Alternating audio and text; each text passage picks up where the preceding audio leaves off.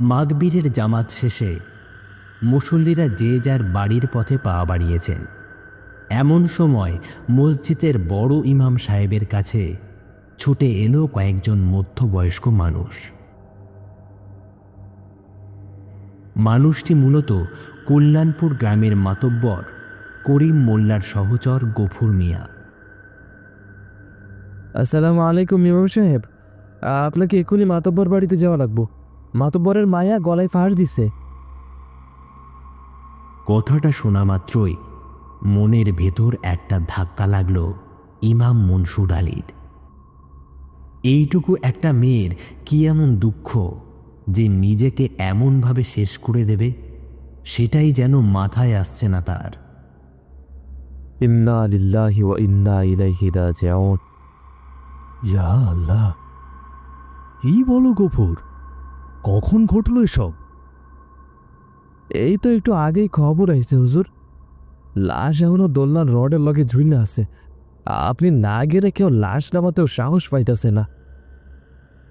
কথাগুলো শুনে আর এক মুহূর্ত দেরি না করে তৎক্ষণাৎ রওনা দিলেন করিম মোল্লার বাড়ির দিকে। মিনিট দশকের মধ্যেই মাতব্বরের বাড়ির পেছনের বাগানের সামনে এসে দাঁড়ালেন তিনি। ইতিমধ্যেই গ্রামের বেশ কিছু মহিলা ও পুরুষ এসে ভিড় জমিয়েছে মাতব্বরের বাড়িতে। বাগানের মাঝখানে দাঁড়িয়ে থাকা দোলনাটার দিকে চোখ পড়তেই বুকটা কেঁপে উঠল মনসুর আলীর। দোলনার লোহার রডে ওড়নার মাধ্যমে ফাঁস লাগিয়ে তাতে ঝুলছে রাবেয়ার নিথর দেহ। পাশেই দাঁড়িয়ে দাঁড়িয়ে মেকি কান্না কাঁদছেন মাতব্বরের দ্বিতীয় স্ত্রী সালমা। ওরে রাবেয়া রে, এটা তুই কি করলি রে মা? এটা তুই কি করলি? কেন করলি? তোর মনের মধ্যে যে এত দুঃখ ছিল, সেটা আমাকে একটা বার তো বলতে পারতিস মারে, একটা বার তো বলতে পারতিস। মেয়েটা বেঁচে থাকতে তো কখনো মায়ের দায়িত্ব পালন করেনি, এখন এসব মেকি কান্না করে কি হবে? সালমা বেগমের এই লোক দেখানো শোক ভালো চোখে দেখছিল না গ্রামের অন্যান্য মহিলারাও। আদিক্ষেতা দেখো না, বেঁচে থাকতে তো একদিনও মেয়েটাকে আদর করতে দেখলাম না, আর এখন দেখো লোক দেখানো কত আহাজারি, যত সব। রাবেয়ার বয়স যখন 7 বছর, ঠিক তখনই মরণ ব্যাধি ক্যান্সারে মৃত্যু হয় তার জন্মদাত্রী মায়ের। ছোট রাবেয়াকে লালন পালন কে করবে, এই ভেবেই করিম মোল্লা দ্বিতীয়বার বিবাহ করেন সালমা বেগমকে। কিন্তু সেই আশা যেন গুড়ে বালিতে পরিণত হয়েছিল তার। সালমা বেগম কখনো নিজের মেয়ের মতো ভালোবাসেনি রাবেয়াকে, কারণ তার নিজের গর্ভেও কোনো সন্তান হয়নি। আর যেহেতু করিম মোল্লার একমাত্র সন্তান রাবেয়া, সেহেতু তার সমস্ত সম্পদ রাবেয়ার হবে। শুধুমাত্র এই একটা কারণে কোনো অপরাধ না করেও সালমা বেগমের চোখে অপরাধী হয়েছিল 15 বছরের কিশোরী মেয়ে রাবেয়া। দিনের পর দিন সৎ মায়ের অত্যাচার, বাবার অবহেলা আর নিজের একাকিত্ব মেনে নিতে না পেরেই নিজের জীবন নিজেই শেষ করতে বাধ্য হয়েছে এই বাচ্চা মেয়েটি। হে মাবুদ, আপনি এই বাচ্চা মেয়েটিকে ক্ষমা করুন। ধৈর্য ধরুন মাতব্বর সাহেব, ধৈর্য ধরুন। কিভাবে ধৈর্য ধরবো বলো মনসুর, কিভাবে ধৈর্য ধরবো আমি? আমার মা মরা এইটুকু মেয়ে কিভাবে যে কি হলো, কিছুই যে মাথায় আসছে না। আমি বুঝতে পারছি মাতব্বর সাহেব, কিন্তু হায়াত মতের হাতে যে কারো হাত নেই, এসব নিয়ে আর ভেবে সময় নষ্ট করবেন না। রাবেয়া মা এমনিতেই অনেক কষ্ট পেয়েছে, তাকে আর কষ্ট দেবেন না। দয়া করে এই রাতেই তার দাফন সম্পন্ন করুন। মনসুর আলীর কথায় যেন বাস্তবে ফিরে এলেন করিম মোল্লা। নিজের জীবন নিজে হাতে শেষ করা যে চারটিখানি কথা নয়, সেটা যেন ভুলেই গিয়েছিলেন তিনি। তার উপর আত্মহত্যার মতো একটা জঘন্য পাপ করেছে তার মেয়ে। তাই আর সময় নষ্ট করাটা উচিত হবে না বলে রাবেয়ার দাফন কাফনের বন্দোবস্ত করার সমস্ত নির্দেশ দিলেন গফুর মিয়াকে। গফুর, যত তাড়াতাড়ি সম্ভব আমার রাবেয়া মায়ের দাফন কাফনের ব্যবস্থা করো। জি আচ্ছা মাতব্বর সাহেব, আমি এক্ষুনি সমস্ত ব্যবস্থা করছি।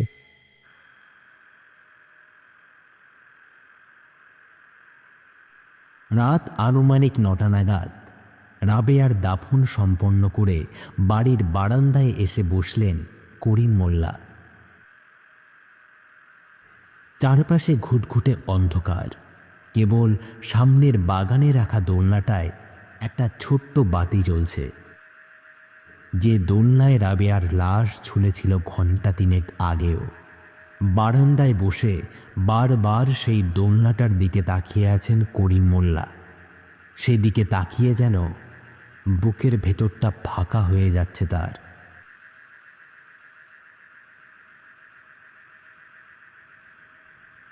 একা একা এখানে বসে থাকবেন না মাতব্বর সাহেব, ঘরে গিয়ে একটু ঘুমিয়ে পড়ুন।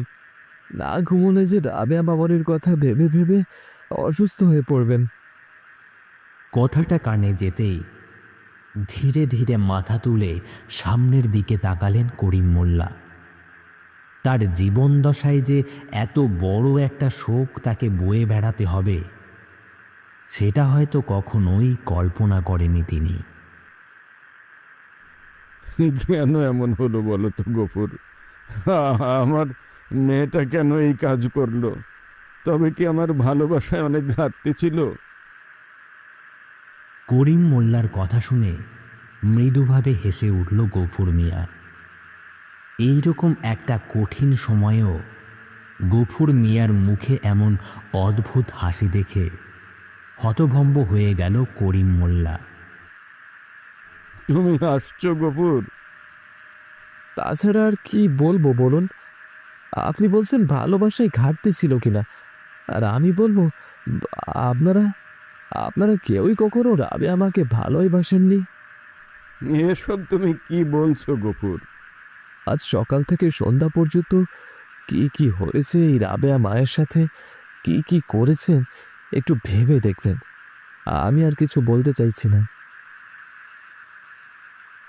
এরপর আর কোনো কথা না বলে সেখান থেকে চলে গেলেন গফুর মিয়া।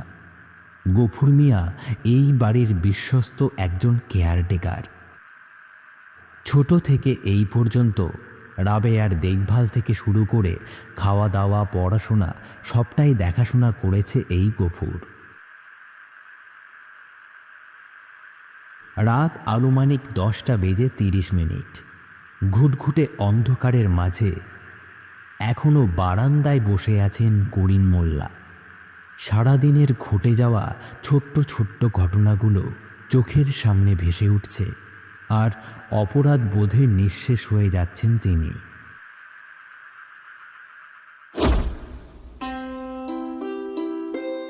গ্রামের একজন বিচক্ষণ মাতব্বর হওয়ার সুবাদে সারা দিন নানা দিকে কাজের হিসেব কষতে হয় করিম মোল্লাকে।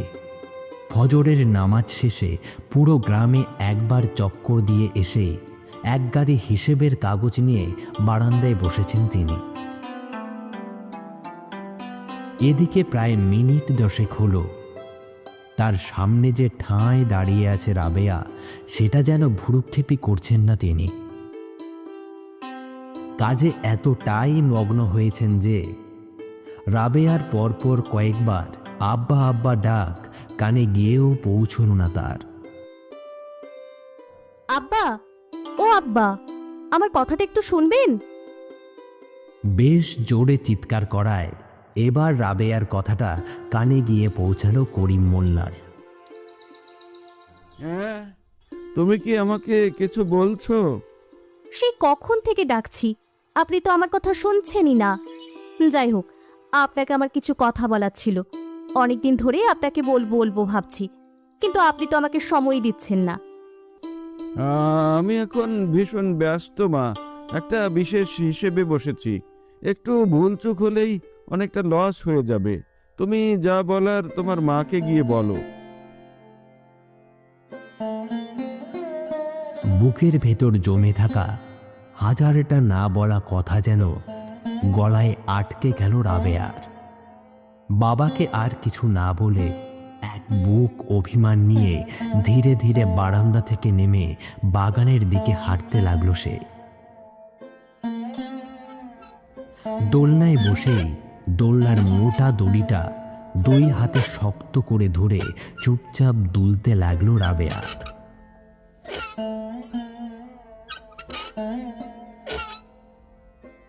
রাবেয়ার মন খারাপের সঙ্গী তার এই দোলনাটি। মন খারাপ হলেই এক মুহূর্তের মধ্যে দৌড়ে আসে এই দোলনার কাছে। বেশ অনেকটা সময় পেরিয়ে গেল। এদিকে রাবেয়া যে কিছু একটা বলতে গিয়েও বলতে পারল না, সেটা যেন আর মাথাতেই আসলো না করিম মোল্লার। দুপুর 2:30টা নাগাদ রেগে মেগে আগুন হয়ে দোলনার সামনে এসে দাঁড়ালো সালমা বেগম। নাটকটা দেখো।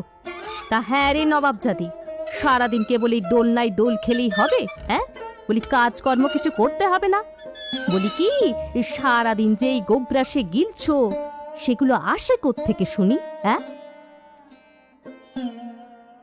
প্রায় মিনিট 2 দাঁড়িয়ে থাকার পরও রাবেয়ার কাছে কোনো উত্তর পেল না সালমা বেগম। এরপর সেখানে দাঁড়িয়ে দাঁড়িয়ে আর 4টে কথা শুনিয়ে ঝনঝন করতে করতে চলে গেল সে।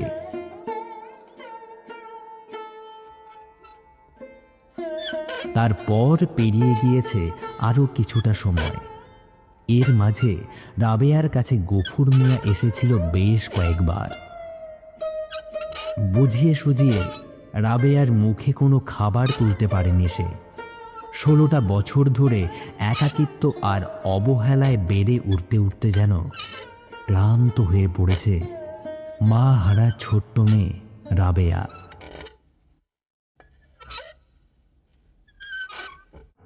মা, ও মা, তুমি কি উপর থেকে আমাকে দেখতে পাচ্ছ মা? তুমি যদি সত্যি সত্যি আমাকে দেখো, তাহলে তুমি নিশ্চয়ই এটাও দেখছো যে আমি কতটা ভালো আছি। আচ্ছা মা, তুমি আমাকে এই পৃথিবী নামক জাহান্নামে একা ফেলে গেলে কেন? তুমি জানো না মা ছাড়া এই পৃথিবী কতটা ভয়ঙ্কর হয়? রাবেয়া কখনোই তার মায়ের মৃত্যুর শোকটি মেনে নিতে পারেনি। আজও সে মনে করে এই ধরনীতে তার আপন বলতে তার মা ছাড়া আর কেউই ছিল না। মা, মাগো, খুব ক্লান্ত হয়ে গেছি মা, খুব ক্লান্ত, আর পারছি না।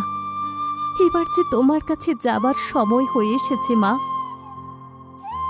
হে খোদা, তুমি আমাকে মাফ করে দিও।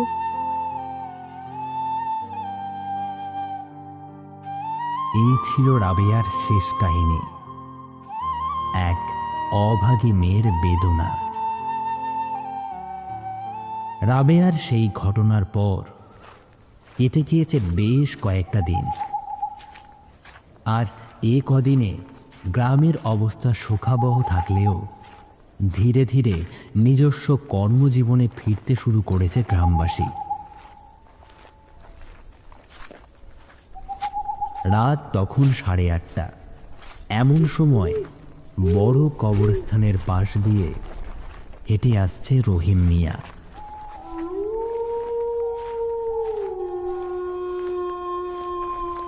রহিম মিয়া গ্রামের একজন নবীন জেলে।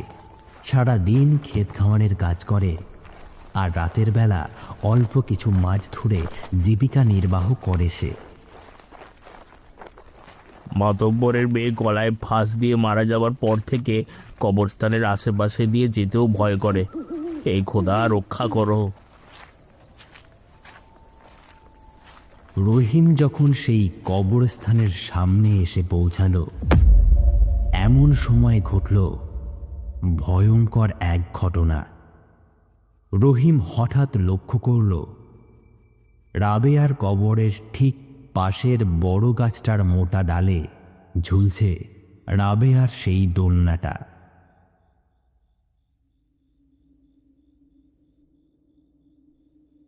আল্লাহ, কি দেখলাম আমি! দৌড়াতে দৌড়াতে মসজিদের সামনে এসে থামতে তার দৃষ্টি পড়ল ইমাম মনসুর আলীর ওপর। ইমাম সাহেবকে দেখে রহিমের ভয় কিছুটা কমলেও এখনও সেই দৃশ্য যেন তার চোখে ভাসছে। হুজুর, সর্বনাশ হয়েছে হুজুর। ওই ওই কবরস্থানে রাবেয়ার কবরের পাশে দোলনাটা ঝুলছে। আরে আরে হয়েছে কি? তুমি একটু শান্ত হও, ভয়ের কিছু নেই। শান্ত হয়ে সবটা আমায় খুলে বলো। এরপর খানিকক্ষণ দাঁড়িয়ে নিজেকে স্থির করে কবরস্থানে ঘটা পুরো ঘটনাটা ইমাম সাহেবের কাছে খুলে বলল রহিম। ঘটনাটা শোনার পর থেকেই মাথার মধ্যে নানান চিন্তা ঘুরপাক খেতে লাগল ইমাম মনসুর আলীর মাথায়। তিনি আর এক মুহূর্ত দেরি না করে গ্রামের আরও দুজন যুবক জব্বার ও জয়নালকে সাথে নিয়ে চললেন কবরস্থানের উদ্দেশ্যে।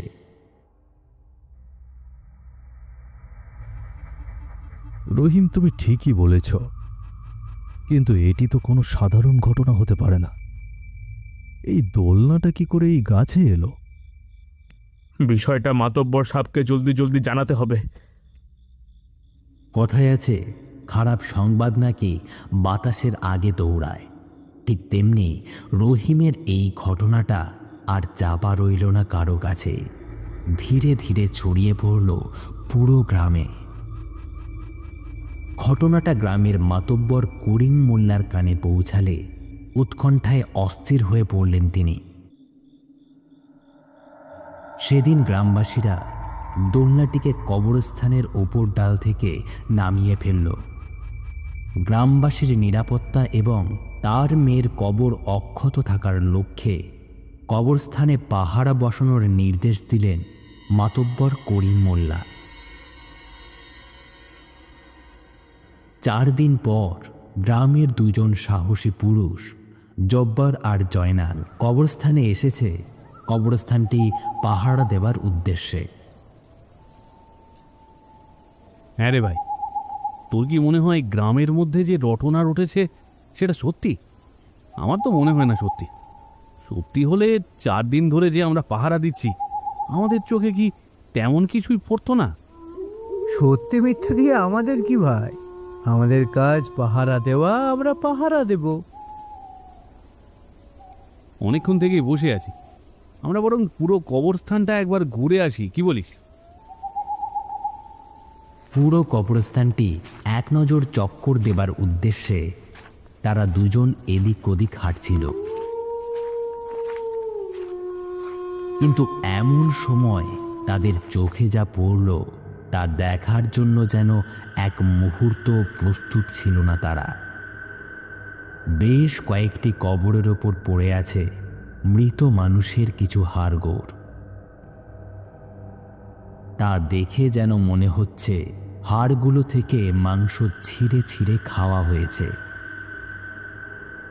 লা হাওলা ওয়ালা কুওয়াতা ইল্লা বিল্লাহ, লা হাওলা ওয়ালা কুওয়াতা ইল্লা বিল্লাহ। কিছুক্ষণ আগেও তারা যখন কবরগুলো ঘুরে ঘুরে দেখছিল, সেই মুহূর্তে এমন দৃশ্য চোখে পড়েনি। এই 1 ঘন্টার ব্যবধানে কী এমন ঘটনা ঘটল যার কারণে মৃতদের হাড়গুলো বাইরে পড়ে আছে? বিষয়টি তাদের আরও বেশি চিন্তিত করল, কারণ তারা এই কবরস্থান থেকে এক মুহূর্ত বাইরে বের হয়নি। যদি কোনো চোর ডাকাত বা শেয়াল কুকুরের কাজ হতো, তবে একবারের জন্য হলেও বিষয়টি তাদের চোখে পড়ত। ভাই, গ্রামবাসীদের জলদি জলদি খবর দেওয়া প্রয়োজন। বিষয়টা স্বাভাবিক নয়। আমাদের গল্পের মাঝেই হয়তো কয়েকটি কুকুর শিয়াল এসে লাশগুলোর মাংস ছিঁড়ে ছিঁড়ে খেয়েছে।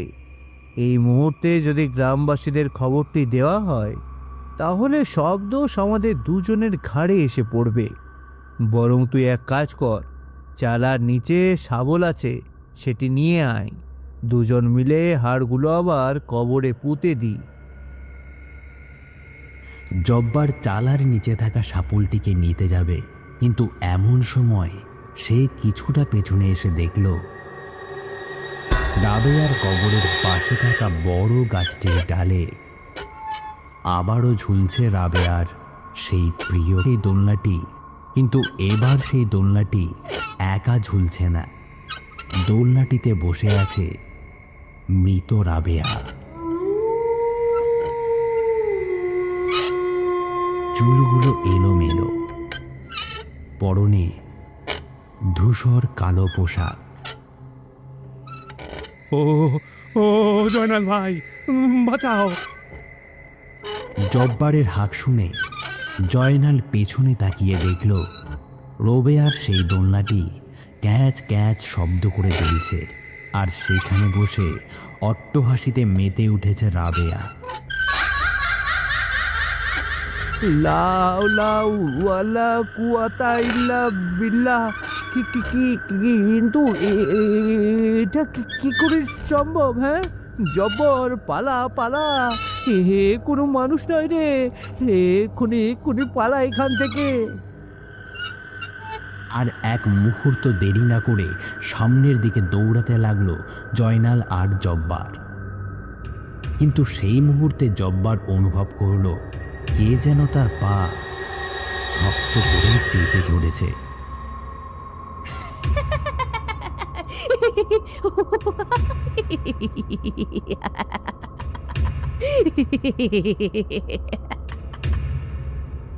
জয়নাল ভাই, ও জয়নাল ভাই, আমাকে আমাকে একা ফেলে চলে যাও না, আমাকেও নিয়ে যাও। জয়নাল তার নিজের জীবন বাঁচাতে এতটাই মগ্ন ছিল যে তার পাশে যে জব্বার নেই সেটা সে জানতেও পারল না। এদিকে সামনের দিকে পা এগোনোর প্রাণপণ চেষ্টা করেও এগোতে পারছে না জব্বার। লা হাওলা ওয়ালা কুওয়াতা ইল্লা বিল্লাহ, লা হাওলা ওয়ালা কুওয়াতা ইল্লা বিল্লাহ। আল্লাহ আল্লাহ বাঁচাও আমায়।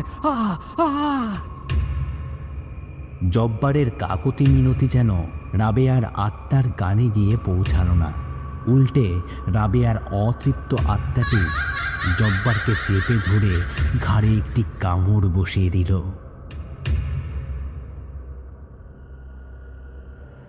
রাতের বেলা ইমাম মনসুর আলীর কাছে গিয়ে সমস্ত ঘটনাটা খুলে বলল জয়নাল। জব্বার তার সাথে দৌড় দিলেও তার সাথে জব্বার আর ফিরে আসেনি, সেটি সে অনেকটা দূরে এসে বুঝতে পেরেছিল। জয়নাল ভেবেছিল জব্বার হয়তো ভয়ে অন্য পথ ধরে দৌড় দিয়েছে। কিন্তু পরদিন ভোরে পুরো গ্রাম তন্ন তন্ন করে খুঁজেও কোথাও পাওয়া গেল না জব্বারকে। সকাল 10টা নাগাদ মাতব্বর মনসুর আলী, জয়নাল আর ইমাম সাহেব সহ গ্রামের আরও বেশ কয়েকজন মানুষ এসে উপস্থিত হলো কবরস্থানে। কবরস্থানে এসে দেখা গেল জব্বারের অর্ধ খাওয়া লাশ পড়ে আছে কবরস্থানের ভেতর, আর রাবেয়ার কবরের পাশে ঝুলছে তার প্রিয় সেই দোলনা। রাবেয়ার আত্মাকে পরিশুদ্ধ করতে এবং তার আত্মার মাগফিরাত কামনায় দাঁড়িয়ে দাঁড়িয়ে তার কবর জোয়ারত করল উপস্থিত সকলে। এরপর গাছের ডালে ঝুলিয়ে থাকা সেই দোলনায় আল্লাহর কালেমা পরিহিত তাবিজ ঝুলিয়ে দিয়ে দোলনাটা সেখানেই রেখে চলে গেল মনসুর আলী সহ গ্রামের সকলেই।